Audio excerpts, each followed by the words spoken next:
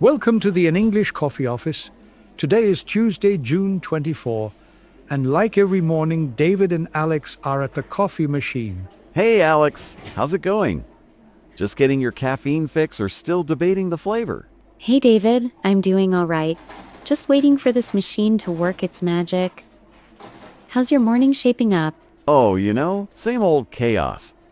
I've got a pile of emails that could double as a mattress. I feel you. My project dashboard is basically screaming at me for updates. Well, thank goodness for these coffee breaks, right? They're the only thing keeping me from losing it. Totally.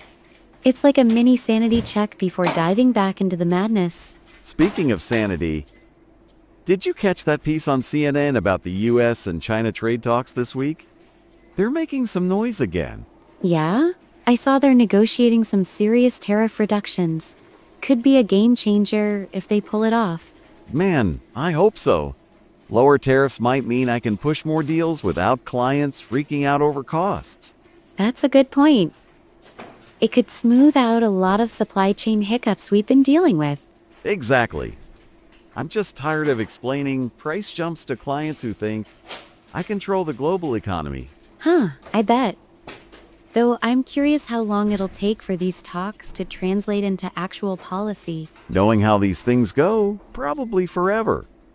I'll be retired before I see the benefits. Don't count on that just yet.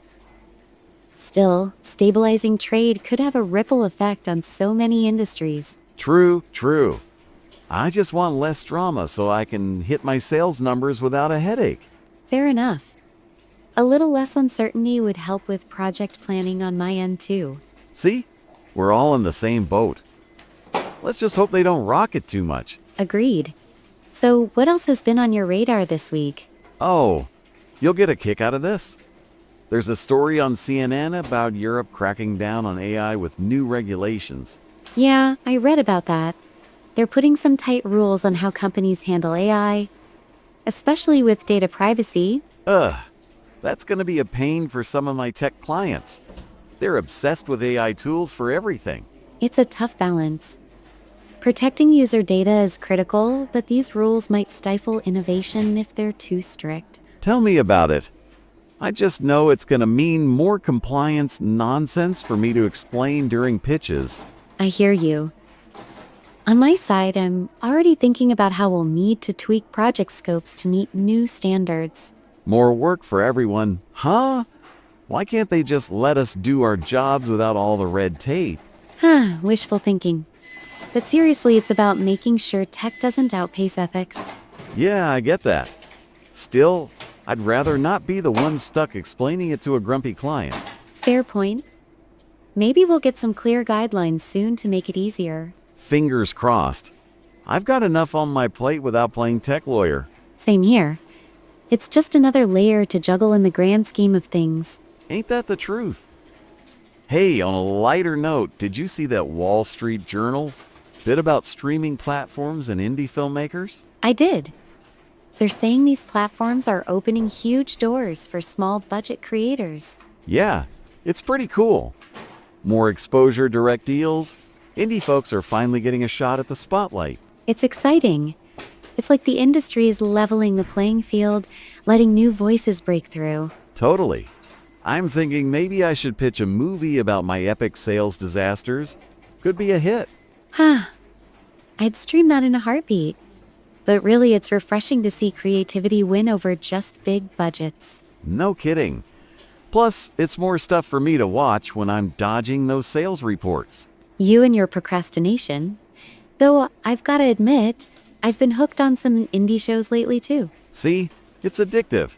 I watched this one indie flick last week, and it hit harder than any blockbuster. I know what you mean.